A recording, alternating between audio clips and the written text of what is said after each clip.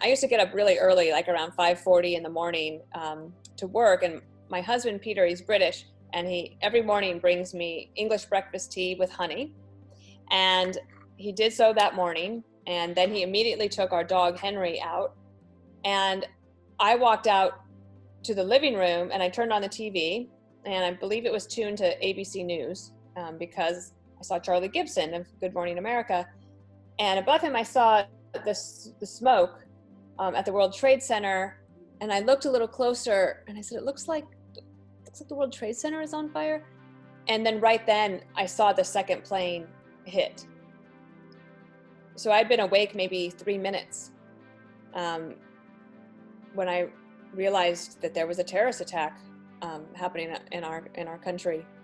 When I joined the Bush administration, and I had this quote on my wall the whole 8 years that I was there, from my little office at the Justice Department all the way to the White House as press secretary. And it was from George W. Bush after 9/11. I think it was the speech that he gave at the cathedral, where he said, "We will not tire, we will not fail, peace and freedom will prevail."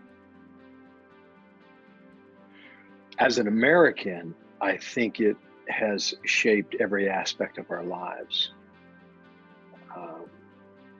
Security, travel,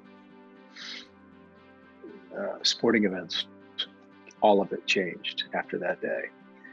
I think as a reporter, we're I think, trained in a way to keep our heart away from our head, keep our emotions away from the way we think when we do our job. You want to keep it at arm's length. And if you can do that, covering a lot of these tragedies all over the world, or big stories that affect millions and millions of people, you can use your head and think and get the job done. That story, however, was inescapable. And it is one of the few that I think any of us will experience that touch us as deeply as it did, because it affected so many millions and millions of people here at home and around the world. On that particular Tuesday, pulling open the studio door, and I was already wearing the microphone pack and the IFB, interruptible feedback, the earpiece that allows us to talk to the control room as anchors. And my producer got into my ear and he said, "John Scott, get to the studio now." And I said, what's going on? I'm here. I'll be there in plenty of time to start at 9 o'clock. He said, "A plane just hit the World Trade Center."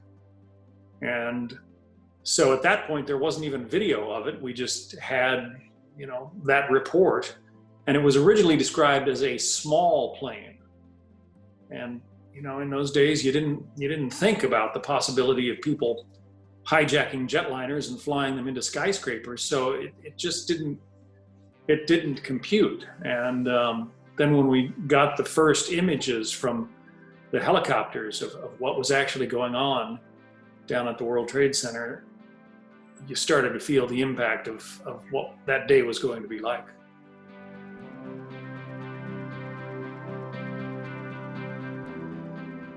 I hadn't gone into the newsroom yet. I was evening main talent on our primary news shows in Minneapolis at the ABC affiliate there. And I'll never forget this. I'm sitting down, we're probably about 3 or 4 hours into the coverage now, and the news director walks in, Scott Libben, and he said, "Your dad has called, and I'm learning from your coworkers, he needs to speak with you." So, we're in pretty much wall-to-wall coverage, and personal items don't get brought into the news like that. So I knew it had to be something related to what was going on. My dad's ex-military, he was a colonel, so I figured I would scoot off set when I had a chance, and that happened. Called him, and in those 2 minutes he said, "Look," and he's always very, military-like. So it's delivered in that, "I just want to let you know that if they release manifests and you start to go through them, your Uncle Eddie was on the plane that hit the Pentagon, American Airlines 77.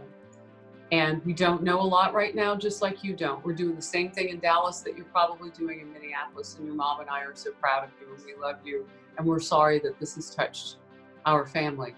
But, we think may be helpful for you to know this in case you see a name, because I don't want you to be caught off guard. And he said, in knowing you the way I do, it'll help you ask better questions and be more present in those times when it feels otherly.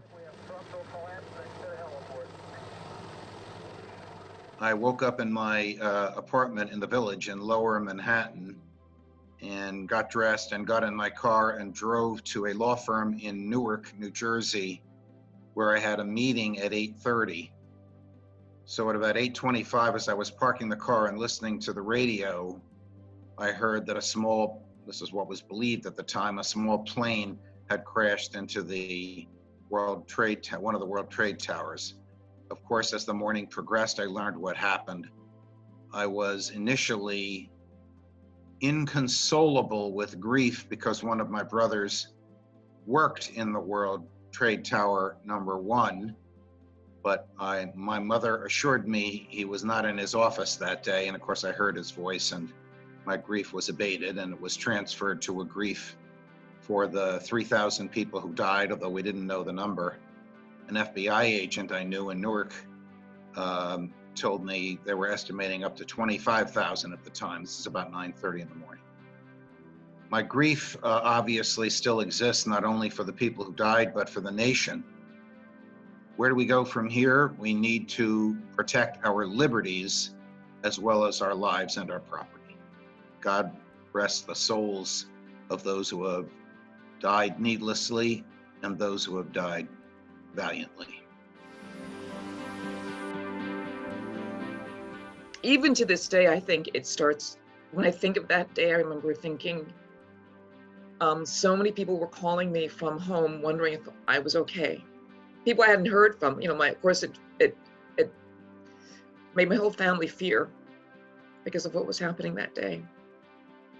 And I was, it's really, it's a day you never forget, and you realize that, almost 20 years afterwards, there are people who were alive today that don't even remember it happening. And yet it was very, very real. And I understand now how people who lived through Pearl Harbor felt when the world forgot, because it was such a devastating day in their lives that they will never forget, that they will always know and remember where they were when it happened.